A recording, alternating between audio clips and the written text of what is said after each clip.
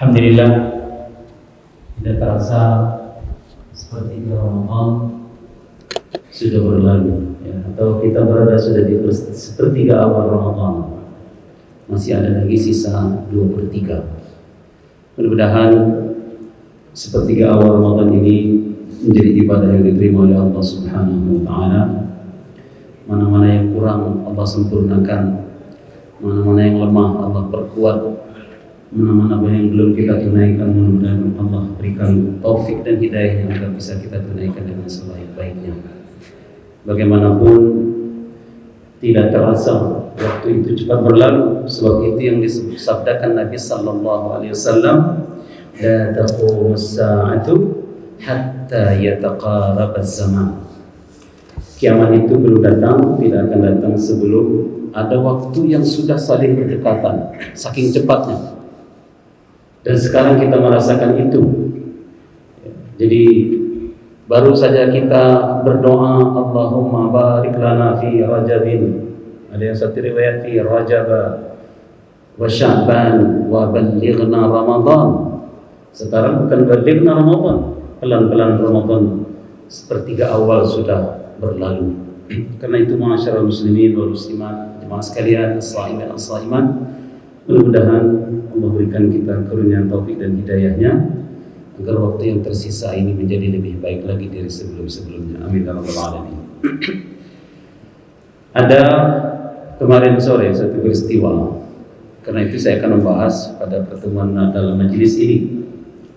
Ketika imam rukuk, lalu makmum yang baru datang masuk di dalam shaf jamaah belakang bareng sama saya.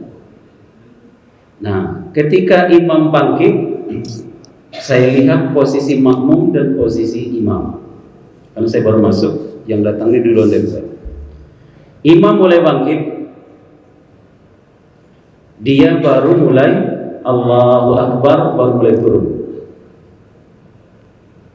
Begitu imam selesai sholat, dia tidak punya hutang. Salam imam, dia pun salam. Sahkah sholat makmum satu ini? Nah, memahami tentang mendapatkan rukuknya imam itu penting. Sebab ketika kita mendapatkan rukuknya imam, berarti terhitung dapat satu rakaat. Mendapatkan rukuknya imam. Karena itu betul nggak dia sudah mendapatkan rukuknya imam atau tidak? Kalau tidak mendapatkan rukuk imam, berarti dia terhutang satu kekurangan rakaatnya. Nah, posisi yang dianggap mendapatkan rukuknya imam itu adalah imam sedang rukuk, kita takbir Allahu Akbar, lalu turun, sejenak sama-sama rukuk. Ya, sejenak itu kalau dalam fikih Syafi'i sekitar membaca subhanallah gitu kan. Setelah itu baru imam sami Allahu liman hamidah. Nah, itu dicatat satu rakaat sudah. Tapi kalau imam rukuk, dia datang, begitu dia takbir Allahu Akbar, imam pun selisih jalan ya, selisih jalan. Dia mau turun, imam mau bangkit, tidak dapat rukuknya imam. Habis itu dia merasa saya sudah dapat rukuknya imam. Imam salam, dia pun salam. Maka salat asarnya ketika itu hanya dapat 3 rakaat. Saya akhirnya nggak khusyuk juga salat saya buatnya. Ini orang kenapa dia salam ya?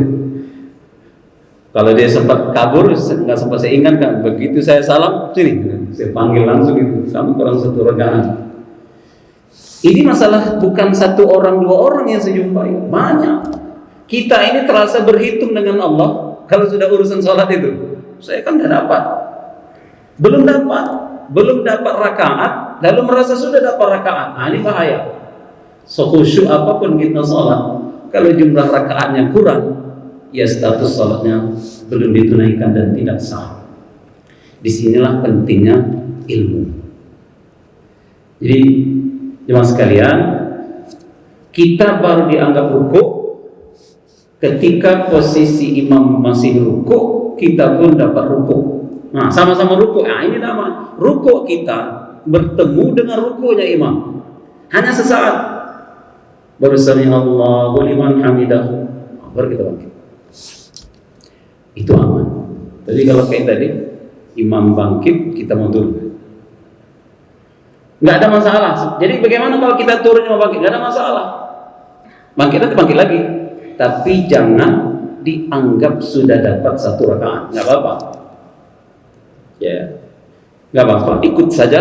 Tapi jangan merasa sudah dapat satu rakaat. Dan kalau kita merasa dapat satu rakaat, dalam catatan Allah belum dapat sama sekali.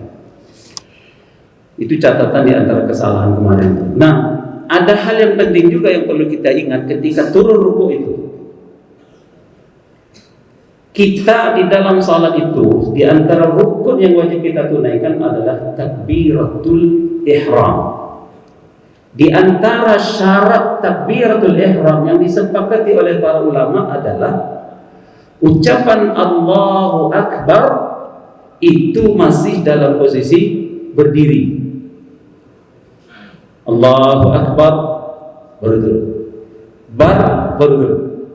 Jadi kalau ada sekalian ini imam sudah dia ngejar posisi rukunya imam supaya dia nggak lambat, langsung Allahu Akbar, Allahu Akbar, Allahu Akbarnya sambil turun ruku. Ini namanya takbir mau ruku atau takbir intiqal, bukan takbiratul ihram.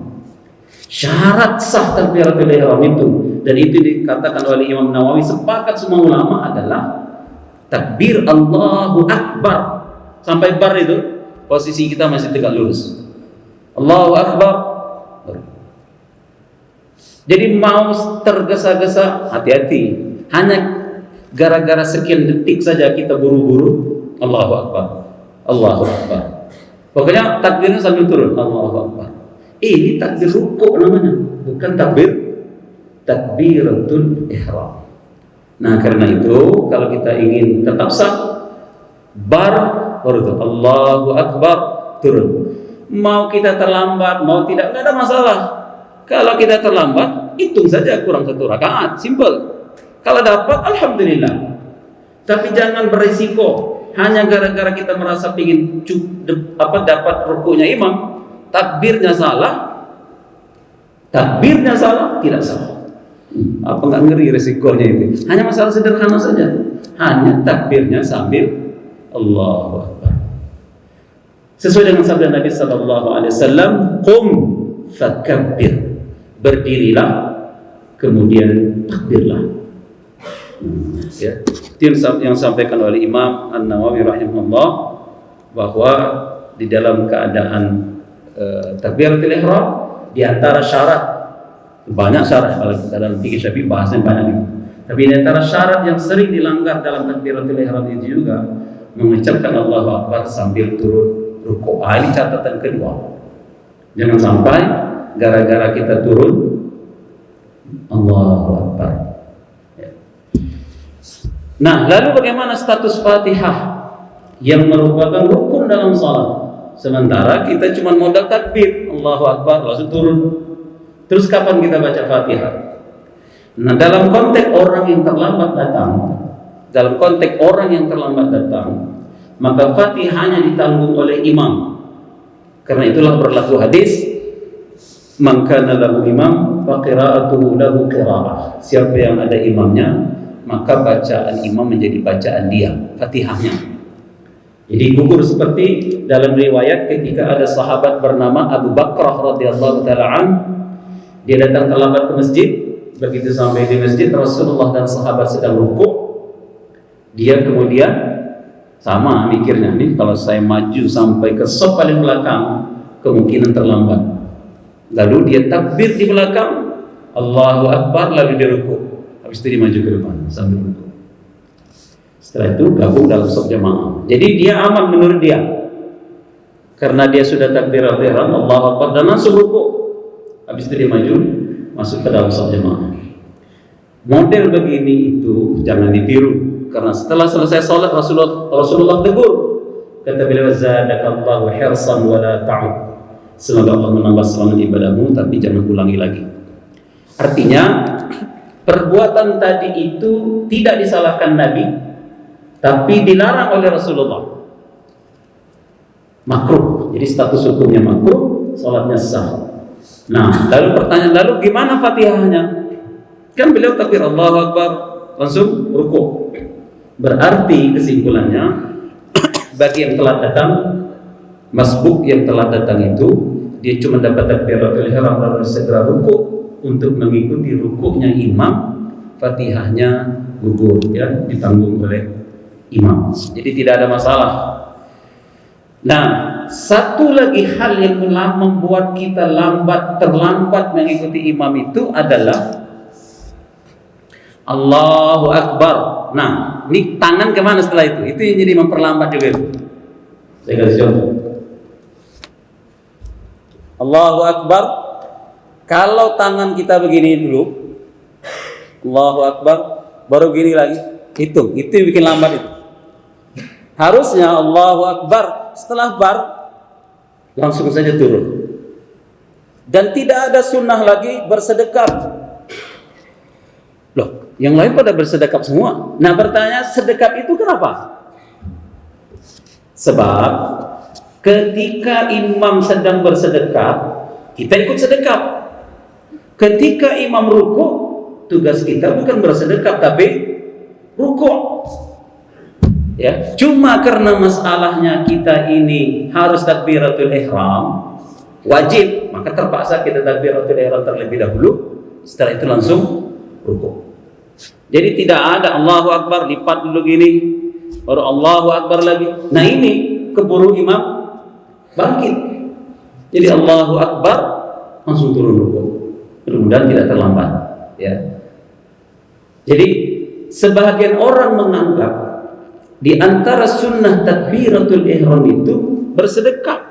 Bersedekap itu sunnah ketika berdiri, bukan sunnah ketika takbiratul ihram. Jadi urutan-urutannya takbiratul ihram, setelah itu masuk pada gerakan berikutnya. Nah, kalau ke dalam posisi normal, Allahu Akbar kita begini karena imam sedang bersedekap juga, kita ikuti imam. Ya, wa ma fatakum fa'timu, yang tidak terkejar kita sempurnakan nanti. Nah, karena itulah tugas makmum mengikuti seperti apa kondisi imam. Kalau imam sedang rukuk, dia ikut rukuk. Kalau imam sujud, dia ikut sujud. Karena itu dia tidak perlu bersedekap. Takbir karena itu menjadi kewajiban. Kalau imam sujud langsung sujud. Kalau imam duduk, Allahu Akbar langsung duduk. Nah, karena itu ada juga sebahagian imam duduk tasyahud awal, terus dia ngapain? Dia berdiri aja dia, lipat-lipat apa, ini dulu, ini lihat-lihat orang. Nanti ketika memanggil Allahu Akbar, baru dia Allahu Akbar. Kenapa imam ditunggu sampai bangkit? Ngitung rakaat itu bukan harus imam baru berdiri baru dihitung. Kita ini makin cepat dapat imam, makin cepat dapat pahalanya. Misal ada orang datang bareng-bareng. Ini imam sudah i'tidal, sami Allahu liman hamidah. Imam i'tidal, yang satu langsung Allahu Akbar, udah lepas ikut i'tidal. Allahu Akbar langsung bawa, langsung i'tidal. Enggak perlu lagi Allahu Akbar gini, habis itu gini. Allahu Akbar karena ini sunnah dalam takbir. Setelah itu langsung i'tidal. Nah, kawannya cuma lipat. Nanti orang sujud, duduk, sujud, baru berdiri. Itu sudah pahala semua, walaupun sama-sama tidak dihitung satu rakaat. Tapi yang satu lagi nunggu, ngapain? Pahala nggak ada nunggu begitu. Sunnah dari Nabi Sallallahu Alaihi Wasallam adalah ikuti imam seperti apa kondisi imam. Mana yang kurang, sempurnakan. Mana rakaat yang kurang, sempurnakan. Karena itu jemaah sekalian, kalau kita datang imam dalam kondisi apapun, ikuti seperti apa dia, tetapi awali dengan takbiratul ihram. Nah, takbiratul ihram itu jadi catatan. Takbir salah satu syaratnya adalah diucapkan sampai selesai dalam posisi berdiri tegak lurus. Jemaah sekalian, catatan lain yang saya ambil dari kitab Syekh Masyhur Hasan terkait dengan Akhtaul Musallin adalah ada orang sholat itu bibirnya nggak bergerak. Saya pernah menjadi imam. Setelah saya imam, saya putar ke belakang. Waktu dia doa, dia doa atau apa ya? Berdoa dalam hati itu masih kita terima lah kalau dalam sholat, kalau tidak bisa bahasa Arab. Ini di luar sholat, kenapa dia begini? Atau kita berzikir dalam hati, lisan tidak bergerak. Standar kita membaca disebut membaca di dalam sholat itu, entah itu bacaan wajib seperti Fatihah, seperti takbir, seperti salawat kepada Nabi di tasawuf akhir, seperti salam. Ini kan bacaan wajib semua. Standarnya 2, bibir kita bergerak mesti, kecuali la ilaha illallah nggak bergerak ya. Tapi kalau alhamdulillah mesti ada gerakan. Yang kedua, suara kita itu volumenya maksimal sampai didengar telinga sendiri. Itu standar yang dipakai oleh Imam Syafi'i. Bagi ibu-ibu yang sedang haid, 4 mazhab bersepakat, 4 mazhab Maliki termasuk Maliki ya, bahwa tidak boleh atau haram membaca Al-Quran. Pak mazhab haram membaca itu, disebut membaca itu kalau bibirnya bergerak lalu suaranya kedengaran sama telinganya sendiri, berarti dia dianggap membaca Al-Quran. Tapi kalau suaranya tidak ada, dia sendiri nggak dengar suaranya, nggak apa-apa. Atau itu nggak apa-apa tuh, tidak disebut baca Al-Quran.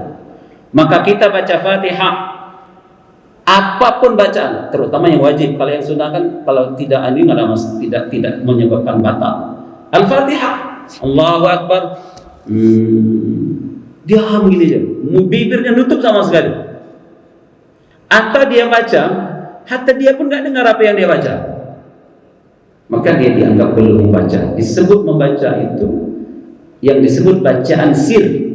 Bacaan sir adalah bacaan yang bibirnya bergerak, telinganya mendengar, telinganya sendiri mendengar. Kalau sampai telinga orang pada dengar semua, ini ganggu. Beda lagi. Kan sebagian orang bacaan ini ganggu. Jangankan kita. Rasulullah SAW setelah selesai sholat, dia putar badan, dia tegur.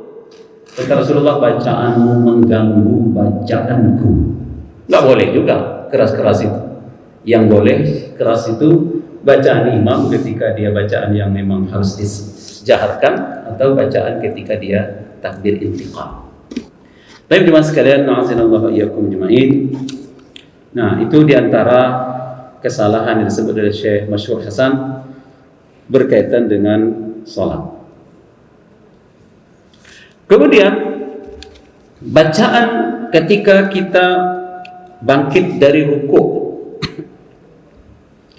Bacaan ketika bangkit dari ruku, idza qala al-imam sami Allahu liman hamidah faqulu rabbana walakal hamdu. Kalau imam membaca sami Allahu liman hamidah, maka kata Rasulullah, ucapkan rabbana walakal hamdu. Ini difahami bahwa sebagian orang beranggapan sami Allah bacaan imam, rabbana bacaan makmum. Padahal sami Allah itu bacaan ketika bangkit, dan rabbana walakal hamdu ketika kita sudah berdiri lurus. Dan ini berlaku bagi imam maupun makmum. Nah, jadi jangan sampai ada sebagian orang begini, sami Allahu liman hamidah, imam begitu bangkit, lalu dia sambil bangkit, rabbana walakal hamdu. Rabbana walakal hamdu bukan bacaan bangkit dari ruku. Rabbana walakal hamdu itu bacaan ketika iktidal sudah tegak lurus. Nah, bacaan bangkit itu Rabb sami Allahu liman hamidah. Sebab apa? Konsepnya tidak ada satu gerakan pun yang kosong dari zikir. Itu konsepnya. Maka kalau kita katakan sami Allah itu bacaan imam, rabbana walakal hamdu bacaan makmum. Terus kalau imam misalnya sami Allahu liman hamidah, pas dia berdiri dia diam. Terus ada bacaan iktidal yang kosong dari zikir? Enggak ada. Prinsipnya semua gerakan salat itu sampai salam, tidak ada yang kosong dari zikir. Hatta ketika kita bangkit turun, hanya satu yang tidak ada bacaan zikirnya, yang disebut dengan duduk istirahat.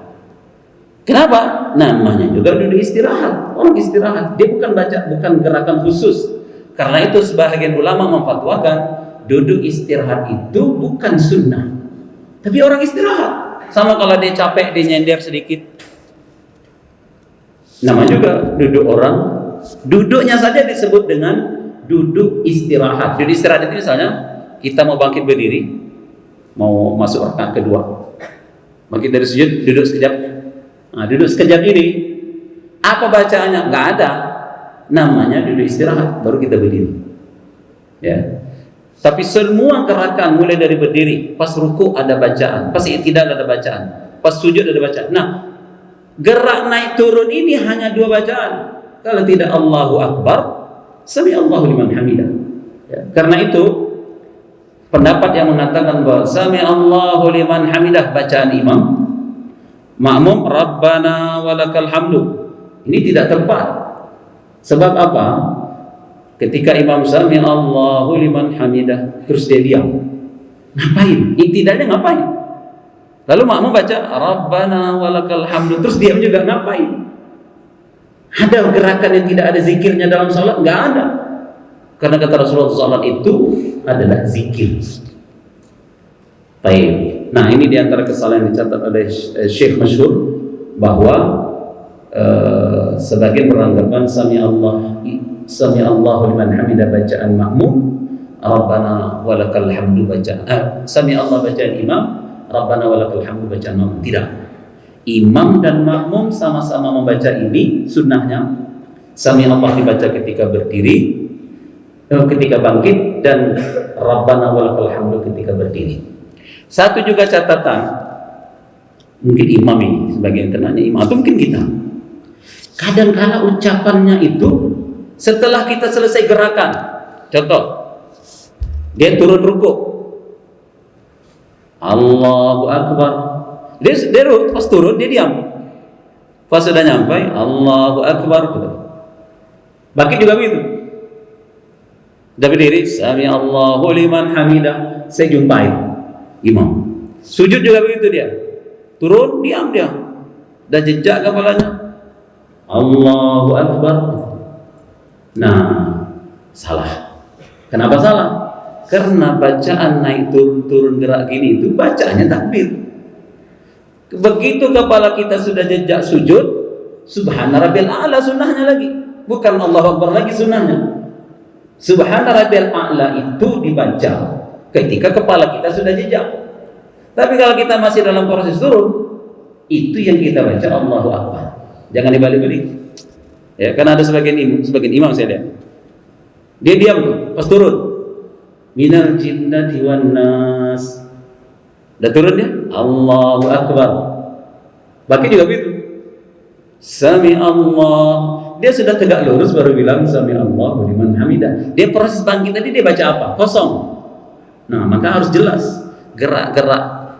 Karena itu dalam fikih Syafi'i, kalimat takbir ketika naik turun itu dimulai, Allah itu dimulai ketika awal gerakan, bar itu ketika selesai gerakan. Nah, dalam mazhab Syafi'i misalnya kita mau turun, a itu pas mau turun. Bar itu ketika udah sampai. Jadi jelas gerakan naik turun itu tidak kosong dari zikir. Allahu Akbar. Mau bangkit sami Allahu liman hamidah. Mau turun lagi Allahu. Bar itu ketika kening nyentuh lantai, bar. Sehingga semua gerak naik turun itu tidak kosong dari zikir. Dan makmum juga tahu, kadang ada yang jadi masalah begini. Kan kita dilarang mendahului imam. Dilarang mendahului imam itu kadang tidak sengaja makmum mendahului imam. Kesalahan dari mana? Kesalahan imam. Contoh, imam ketika mau rukuk, dia bilang Allahu Akbar, dia sambil gini nih. Makmumnya langsung lebih cepat. Tadi malam saya salat tarawih saya lihat itu. Tadi malam. Apalagi turun sujud. Dia karena dia melantunkan lagu, dia main lagu itu. Ketika turun sujud, Allahu Akbar kata dia. Dia masih proses. Makmumnya lebih salib sama makmumnya. Makmumnya udah jejak kepala duluan, imam masih on the way, OTW. Nah, ini juga masalah ini. Dia kelamaan. Allahu Akbar, katanya, turun. Nah, ini masalah. Akhirnya makmumnya begitu Allah dia langsung. Nah, ini masalah ya. Baik, jadi karena itu dalam mazhab Syafi'i dibuat aturan. Kalimat takbir itu mulai diucapkan Allahnya itu mulai gerakan, berakhir sampai akhir gitu. Jadi jelas. Dulu sahabat bercerita, kata dia, kapan kami mulai bergerak? Ketika Rasulullah turun sujud, setelah kepala beliau jejak ke lantai, baru kemudian kami turun. Sebab perintahnya kan idza sajada fasjudu. Jika dia sujud, maka kalimat fa itu ditakid. Maka setelah itu ikuti sujud. Supaya tidak sujud bareng-bareng, apalagi sujud mendahului imam. Nah, makanya kalau imam mau bergerak agak lambat gerakannya, harus seimbang juga dengan bacaan dia. Jangan sampai bacaan dia terlalu ini. Allahu Akbar, dia sambil. Nah, penting juga panjang pendek imam itu penting. Karena makmum ngandalin komando imam. Ini untuk nasihat imam jadinya nih. Tapi itu sama-sama lah kita. Sebab kadang ada imam itu panjang pendeknya itu penting itu di sini. Kalau misalnya bangkit dari sujud untuk masuk berdiri langsung, kalau dia bilang Allahu Akbar, makmumnya aman itu. Dia mesti berdiri langsung. Tapi ada imam ketika bangkit berdiri dia pendek. Allahu Akbar, makmum udah duduk dulu. Dulu tengok imam berdiri. Karena dia nggak ngitung jumlah rakaat. Makmum tuh nggak mikir jumlah rakaat rata-rata, iya kan? Dia ngikuti suara imam itu berpengaruh. Jadi kalau imam Allahu Akbar, dia langsung duduk. Ternyata imam berdiri. Ada lagi yang lebih teruk lagi. Dia dibalik. Kalau dia duduk, dia panjangin. Kalau dia berdiri, dia pendekin. Makmum itu salah-salah jadi. Ada. Saya udah tandain imamnya. Kalau dia jadi imam, kalau pendek, berarti berdiri. Kalau dia panjang, mesti duduk. Nah, ada apa? Jadi nggak tertipu lagi. Ya, artinya karena kadang kita nggak ngitung udah rakaat berapa. Kita hanya dengar suara imam. Begitu dipanjang, berarti berdiri nih. Ternyata dia udah Allahu Akbar. Duduk. Sekarang nggak ketemu lagi. Waktu di pondok dulu. Waktu di pondok saya tandai kalau dia imam, ini nipu-nipu juga di komandonya ini. Kalau dia bilang panjang, duduk. Nah, yang normal itu dalam mazhab Syafi'i kalau berdiri dia panjangin, kalau duduk dia pendekin, sesuai dengan gerakan. Duduk kan singkat, Allahu Akbar. Berdiri, Allahu Akbar, berdiri. Sehingga makmum tidak ada kesalahan mendengar komando imam. Ya. Kemudian, angkat tangan. Kesalahan dalam angkat tangan tidak menyebabkan kemudian batal, tidak, sunnah. Cuma kadang kita terlebih-lebih angkat tangan. Terlebih-lebih itu misalnya, pokoknya setiap bangkit angkat tangan. Bangkit dari sujud berdiri, pokoknya kalau sudah bangkit, Allahu Akbar, angkat tangan. Angkat tangan itu hanya setelah bangkit dari duduk tasyahud awal. Hanya sekali itu. Kalau yang bangkit dari sujud ya. Ini tiap kali bangkit angkat tangan. Tak tahu dia mana angkat tangan sunnah, mana yang tidak sunnah. Justru angkat tangan khilafus sunnah. Dia menyelisih sunnah. Karena Rasulullah tidak angkat tangan, dia angkat tangan. Jadi yang paling sesuai sunnah itu adalah ketika Rasul angkat tangan, kita angkat tangan, itu sunnah. Ketika Rasul tidak angkat tangan, tidak angkat tangan, dan itu sunnah. Sunnahnya gimana? Bangkit dari duduk tasyahud awal, Rasulullah menyunnahkan angkat tangan. Tapi bangkit dari sujud, masuk rakaat kedua atau masuk rakaat keempat, dan masuk rakaat kedua atau masuk rakaat keempat, kadang bingung angkat tangannya kapan? Angkat tangannya sederhananya, kalau bangkit yang sering salah itu di sini. Angkat tangannya hanya bangkit dari duduk tasyahud awal. Selebihnya nggak ada angkat tangan. Nah itu kalau bangkit. Jadi bangkit dari sujud masuk rakaat kedua atau masuk rakaat keempat, tidak ada sunnah angkat tangan. Jadi kita tidak angkat tangan itu ketika masuk rakaat kedua dan rakaat keempat, sunnah, dapat pahalanya di situ. Justru angkat tangan tidak ada pahala sama sekali. Khilaf sunnah, menyelisihi sunnah Rasulullah sallallahu alaihi wasallam.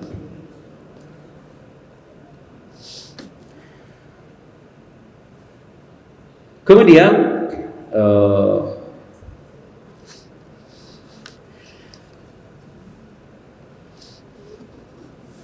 apa lagi ini?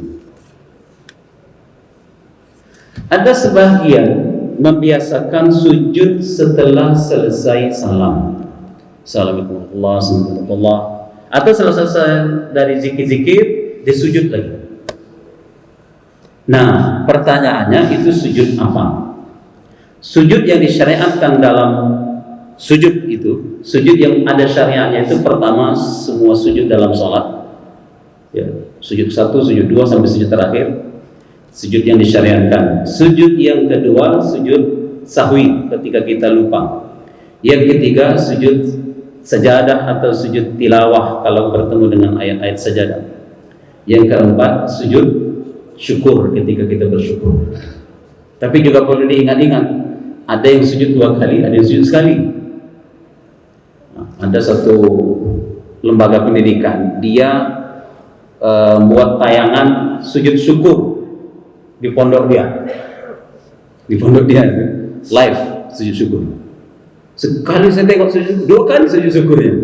Saya japri, ente sejak kapan pakai sujud 2 kali sujud syukurnya? Judulnya sujud syukur setelah pelaksanaan ujian. Bagus, sujud syukur itu bagus. Tapi yang nggak bagus, dia live kan sujudnya 2 kali. Saya bilang, cepat hapus saja itu, nanti dilihat oleh orang lain, malu-maluin lembaga dia saja nanti. Yang mimpin pimpinan lembaga dia lagi kawan saya.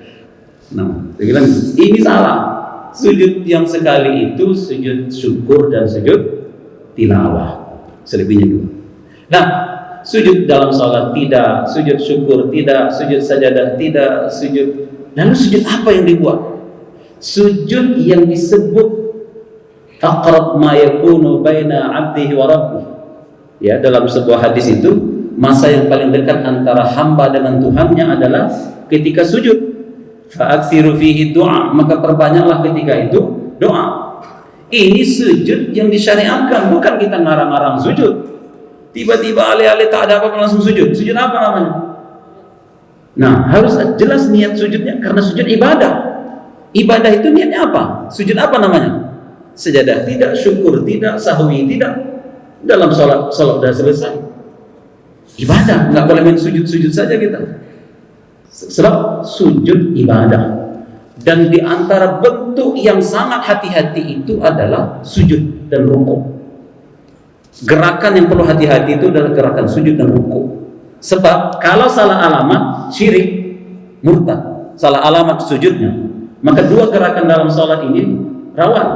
Kalau kita cuma duduk tasyahud gaya, nggak ada masalah kan, duduk tasyahud, mau duduk iftirash, mau duduk tawarruk, atau dalam posisi kita i'tidal, bebas-bebas saja. Tapi kalau sudah posisi kita sujud atau rukuk, tidak boleh sembarang merukukkan badan, apalagi mensujudkan badan kita. Maka jenisnya apa? Ini ibadah yang sangat spesial untuk Allah Subhanahu wa ta'ala. Nah, di antara kesalahan dia melakukan sujud. Alasannya saya ingin berdoa. Silakan berdoa, tetapi pada sujud yang disyariatkan, sujud dalam salat, sujud sahwi, sujud syukur, sujud sajadah. Ya. Ini di antara catatan kesalahan yang disebut oleh Syekh Masyhur Hasan.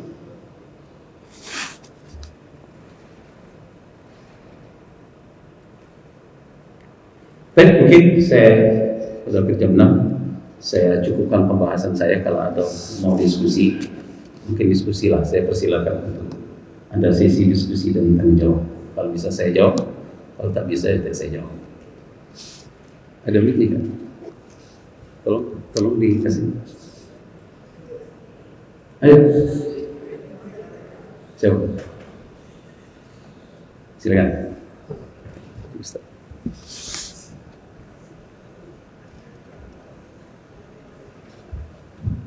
Assalamualaikum warahmatullahi wabarakatuh. Waalaikumsalam. masalah kalau kebiasaan itu yang sering saya lihat itu pada sholat dua rakaat, ada duduk akhir itu ada imam itu yang duduknya kayak tasawuf awal, terus ada langsung sholat akhir. Nah terus imam kadang-kadang imamnya tasawuf akhir duduknya, makmumnya tasawuf awal. Nah, gimana tuh Ustaz? Itu yang pertama.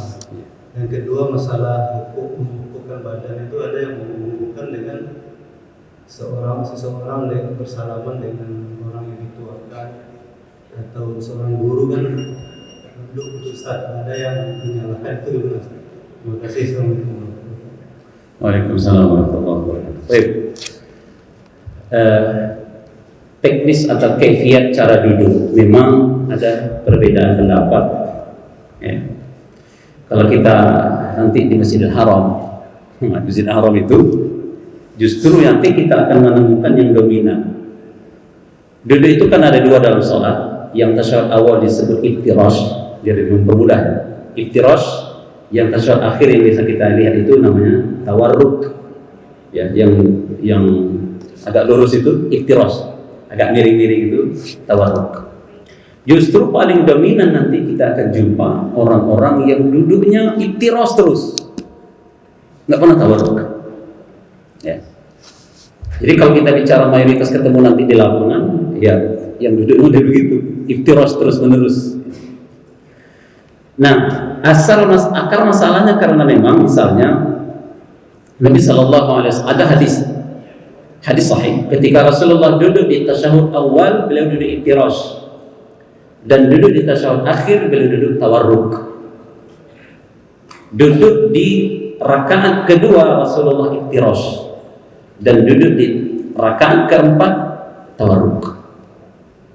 Nah, kalau salat itu ada 3 atau 4, intinya salat yang ada 2 duduknya, ini saja ulama beda pendapat ya tentang tawarruk atau iftirash, panjang sebenarnya.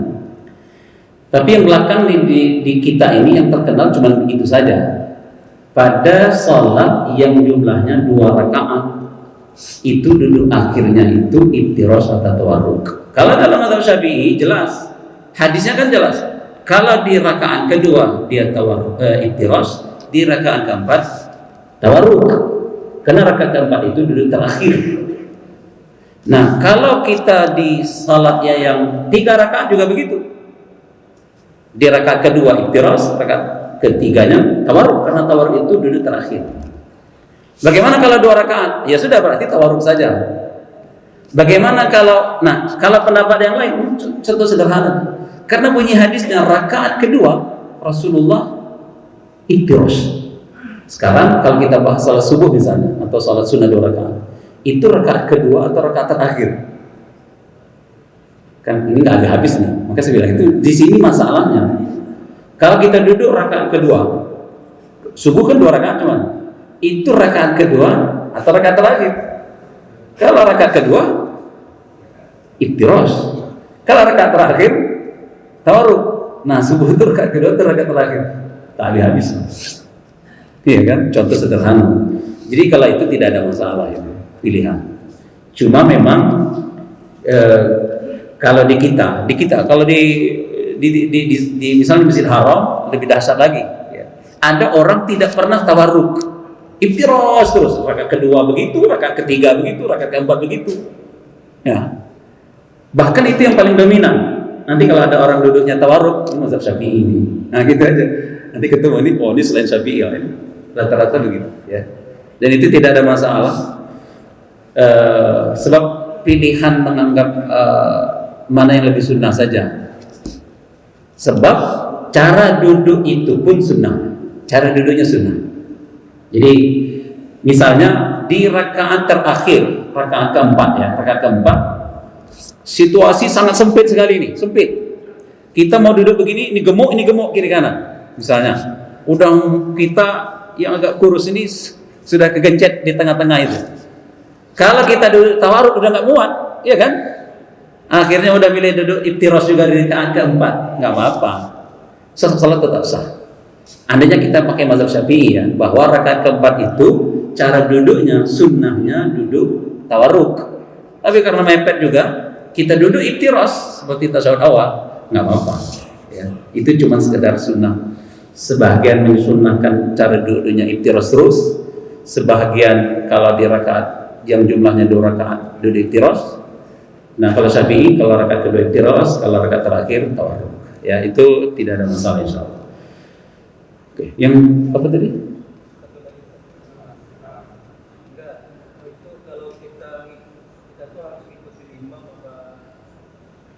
Atau tidak? Ya, ini pilihan sunnah masing-masing. Dalam mazhab Imam orang Hambali misalnya, subuh itu iftiras. Saya ikut Syafi'i, maka dalam mazhab Syafi'i cara duduknya tawarruk. Itu saja. Sesuai dengan mazhab masing-masing, karena kan tidak harus, tidak wajib ya. Nah, cuma memang ada satu pendapat dari Syekh Muhammad bin Shalih Al-Utsaimin rahimahullah mengikut kepada pendapat Imam Ahmad. Ini menarik sebenarnya. Kata beliau, perintahnya itu kita ngikutin gerakan imam. Gerakannya itu kita ikutin. Kalau ikut pendapat beliau ini, maka posisi kita kadang tawarruk, kadang iftiras, tergantung imam. Ini pendapat beliau. Karena perintah imam itu, perintahnya kan idza kabbara fakabbiru, jika dia bertakbir maka takbir, jika dia ruku maka ruku, jika dia sujud maka sujud, jika dia salam maka salam. Intinya kata beliau, ikuti semua gerakan imam. Dan fokus salat berjamaah itu adalah kebersamaan. Karena itulah Syekh Muhammad bin Shalih Al-Utsaimin ini dalam mazhab beliau ikut Hambali, qunut subuh itu bid'ah. Tapi beliau katakan, saya kalau jadi makmum saya angkat tangan ngikutin imam. Walaupun beliau menganggap angkat tangan itu bid'ah. Tapi karena imamnya angkat tangan, saya angkat tangan. Nah, kalau ikut pendapat ini, maka cara duduk kita tergantung imam. Kalau imam duduk tawarruk, kita tawarruk. Kalau imam lurus, iftiras, kita iftiras. Gitu ya. Tapi ini kan pendapat ijtihad juga ya.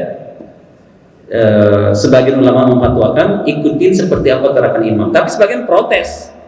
Yang wajib diikuti itu yang rukun, yang berdiri, yang ruku, i'tidal, yang sujud. Adapun teknis yang sunnah, itu tidak wajib diikuti. Ini pendapat yang lain. Karena dari semua contoh perintah Nabi itu, apabila dia bertakbir maka takbirlah. Berarti kan yang wajib saja itu. Jika dia ruku maka ruku, jika dia salam maka salam. Ini yang wajib semua. Jadi karena itu kata mereka, yang wajib kita ikuti yang wajib-wajib saja. Yang sunnah enggak. Karena itu kalau imamnya qunut subuh, saya enggak ikut qunut subuh. Karena qunut subuh tidak termasuk rukun di dalam sholat. Nah gitu ya. Yang kedua tadi apa? Oh iya, kan yang dilarang itu tasyabbuh. Sampai seperti rukukah posisi kita di dalam, setahu saya tidak sampai seperti itulah ya. Nah, tidak menyerupai rukuk.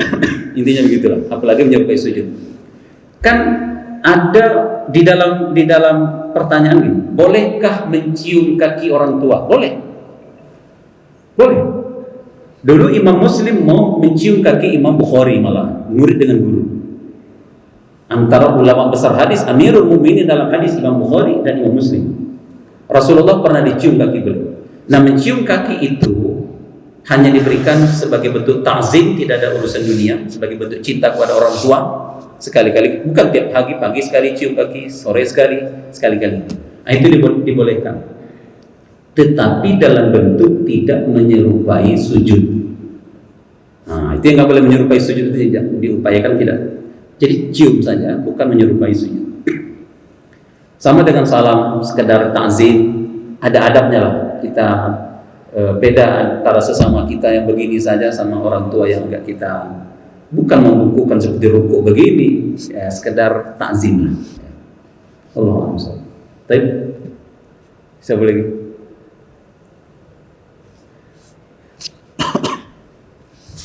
Assalamualaikum warahmatullahi wabarakatuh.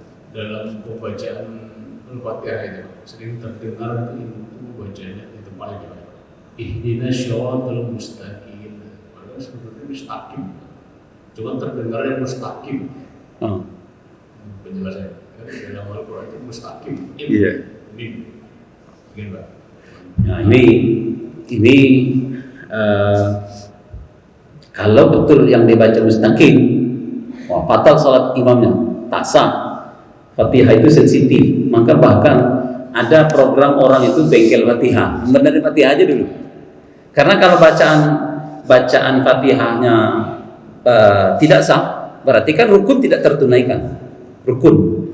Ada bacaan kuliah, kulhu dan sebagainya salah-salah itu urusan dia dengan Allah, tapi secara sholat aman karena dia bukan bacaan wajib. Kalau memang bacaan mimnya berubah menjadi nun, ini perlu klarifikasi ke imamnya. Kalau perlu datang jumpa Pak Imam, saya tadi dengar mustaqim atau mustaqim. Karena kalau bacaan ini disebut dengan khata' jali, kesalahan yang jelas dan fatal. Kalau cuma misalnya tasydid tidak didengungkan, masih sah. Tasydid tidak didengungkan kan. Tapi kalau sampai atau yang panjang pendeknya harusnya 4 atau 6 dibikin 2, itu masih bisa. Tapi kalau atau yang 2 dibikin 6. Makanya itu imam ngikutin lagu yang 2 harakat jadi panjang. Nggak apa-apa, itu masih sah. Walaupun salah. Tapi tidak sefatal kalau kesalahan di dalam merubah huruf atau merubah harokat, ya. Kecuali kalau perubahan itu berdasarkan rujukan qiraah masing-masing. Ini banyak macam-macam qiraatnya nih kan. Tapi kalau mustaqim jadi mustaqim, itu tidak ada qiraatnya itu satu. Ya. Maka paling baik adalah klarifikasi ke imam supaya ini apa yang saya salah dengar atau imam yang gimana gitu kan. Kalau sampai 2 kali dengar berarti memang kebiasaan. Kalau sekali mungkin kita yang salah dengar atau apa mungkin perlu klarifikasi. Jangan sampai imamnya terulang lagi pada salat berikutnya. Kalau terulang lagi pada salat berikutnya memang hafalannya itu biasanya. Hafalannya sehingga dia secara natural dia bilang mustaqim, padahal mustaqim. Nah, itu juga perlu kebayang. Kalau salah, ini fatal. Imam salah. Allah Akbar. Sudah masuk? Silakan. Assalamualaikum Ustaz. Assalamualaikum. Untuk bacaan takbir ya Ustaz, ketika kita masuk, tapi waktu jedanya masih agak lama gitu, ketika terus Allahu Akbar ketika imam udah rukuk gitu ya. Terus kita itu yang pertama kita niatkan untuk bacaan takbir ya, ihram ya. Terus kita baca lagi Allahu Akbar untuk yang untuk rukuknya. Terus yang kedua itu pertanyaannya, dalam pengajian itu pernah didengar juga kalau dalam sholat itu takbirnya ada 4. Takbir pertama untuk ihram, terus takbir mau sujud, bagi dari sujud, terus tadi untuk rakaat yang menjadi Assalamualaikum. Baik, ya. Nah, saya tadi bicara yang wajib-wajib saja. Jadi yang wajib itu takbiratul ihram. Takbir yang berikutnya itu sunnah. Khusus ketika mengejar rukuk dari berdiri disunahkan takbiratul ihram. Disunahkan mengucapkan takbir. Jadi Allahu Akbar, angkat tangan Allahu Akbar. Pas kita nurunnya itu kita tambah lagi Allahu Akbar, silahkan, sunnah. Jadi ada 2 kali takbir, satu takbir wajib takbiratul ihram, Allahu Akbar dalam posisi tegak lurus. Ketika merundukkan badan itu Allahu Akbar, sunnah. Tapi kalau turun yang lain tidak sunnah. Jadi misalnya imam sedang sujud, tetap kita takbiratul ihram kan, karena ini wajib. Allahu Akbar. Nah begitu turun nggak ada takbir, nggak mengucapkan takbir. Karena apa alasan dia? Dari posisi berdiri ke sujud itu kita ini kan bukan posisi yang ada pendahulunya. Kalau dari berdiri ke rukuk, memang dari berdiri ke rukuk itu rukun yang berikutnya. Jadi ya nggak ada disunahkan kita turun.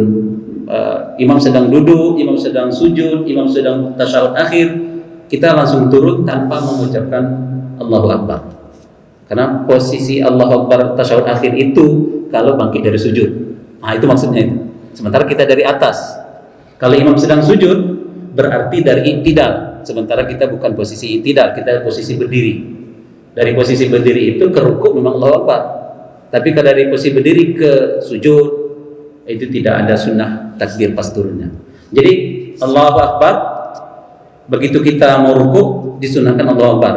Tapi selain rukuk tidak ada sunnah Allahu Akbar.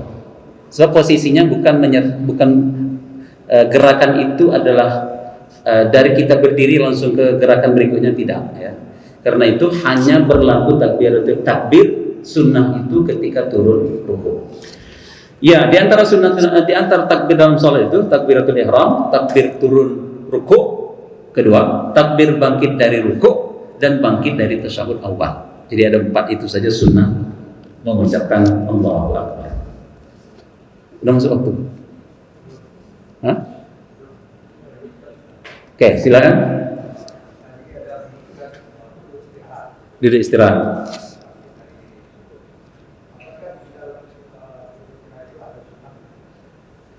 Ya, itu saya bilang ulama beda pendapat tentang status duduk istirahat itu sunnah apa tidak.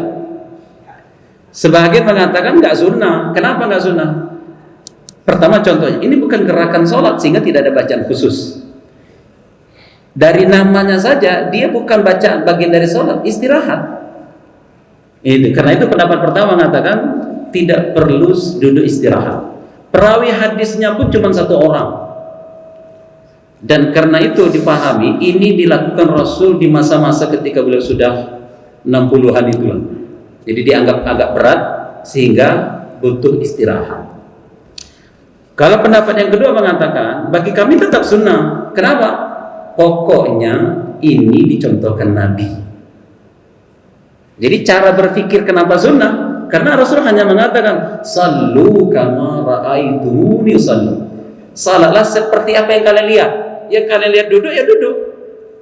Nah itu. Karena itu pendapat yang kedua mengatakan disunnahkan duduk istirahat. Duduknya, bacaannya nggak ada. Duduk istirahat saja namanya. Ya.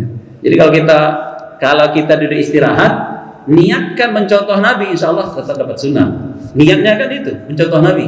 Karena dulu Nabi pernah duduk istirahat. Nah gitu aja. Wallahu a'lam bishawab. Ya. Jangankan itu, ucapan amin saja itu boleh dibaca atau tidak boleh dibaca. Ulama aja beda pendapat. Hanafi tidak ada amin. Sebab amin itu bukan bacaan Fatihah. Karena itu tidak dibaca di dalam sholat. Nanti kalau ada orang waladhdallin, dia diam saja. Nah, orang Hanafi diam saja. Karena itu kalau ada cerita dia pergi ke Turki, sana dominan mazhab Hanafi. Karena di masa kekhalifahan di masa Turki Utsmani itu mazhab resminya Hanafi. Nah, dan mazhab terbesar di dunia ini Hanafi. Mazhab Hanafi ini tidak membaca amin. Jadi waktu sholat waladhdallin, orang senyap semuanya, dia amin sendirian. Ketahuan dia mazhabnya Syafi'i sendirian.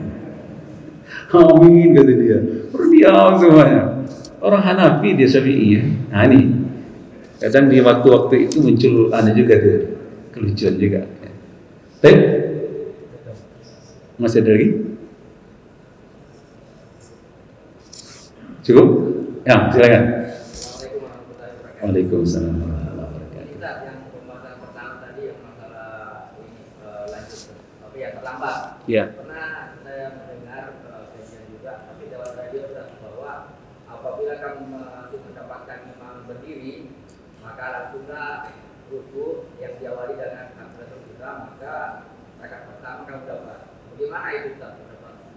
Yang Gimana coba ulang nanti apabila kamu masih mendapatkan imam berdiri, maka langsunglah ruku diawali dengan takbiratul ihram, maka rakaat pertama kamu dapat. Oh, imam sudah i'tidal berarti? Imam sudah berdiri dari rukunya. Oh iya. Wallahu a'lam kalau ada pendapat yang lain itu ya. Sebab batasan dianggap mendapatkan satu rakaat itu mendapatkan rukuknya imam. Nah, kalau ada yang lain lagi wallahu a'lam. Baik. Silakan lagi, masih ada waktu ya.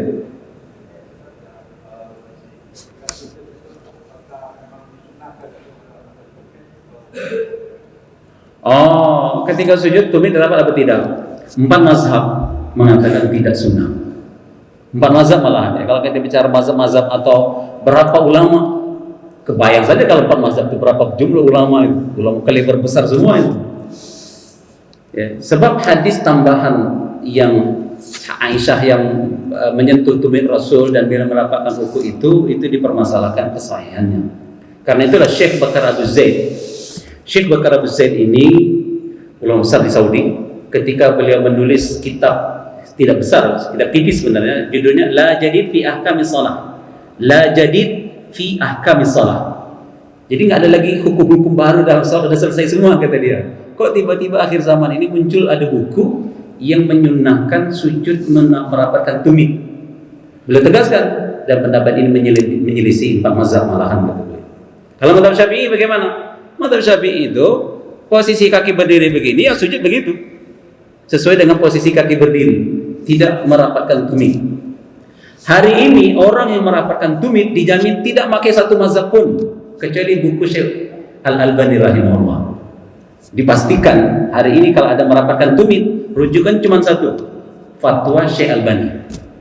Sebab kalau dia memakai mazhab manapun, mulai dari Hanafi, Maliki, Syafi'i sampai Hambali, mazhab resmi Saudi pun tidak mensunnahkan itu. Jadi kalau mau ikut-ikut secara mayoritas itu, malahan tidak menyunnahkan merapatkan tumit ketika sujud. Ya. Maka saya kalau lihat orang, oh ini merapatkan tumit, ini nggak pakai mazhab ini, dia pakai pada buku Syekh Albani satu-satunya itu juga. Maka beliau mengkritik, ya, beliau mengkritisi tentang hadis merapatkan tumit. Ya. Jadi ada bukunya tipis, judulnya La Jadid fi Ahkamis Shalah. Tidak ada hukum baru lagi dalam sholat kata beliau. Karena semua masalah itu sudah berjilid-jilid ulama mengarang kitab fikih itu. Tidak ada bahasan merapatkan tumit. Baik, mungkin cukup ya. Allahu a'lam bishawab. Setelah ini kita melaksanakan salat isyraq 2 rakaat. Subhanallahumma wa bihamdika asyhadu an la ilaha illa anta astaghfiruka wa atubu ilaik. Wassalamualaikum warahmatullahi wabarakatuh.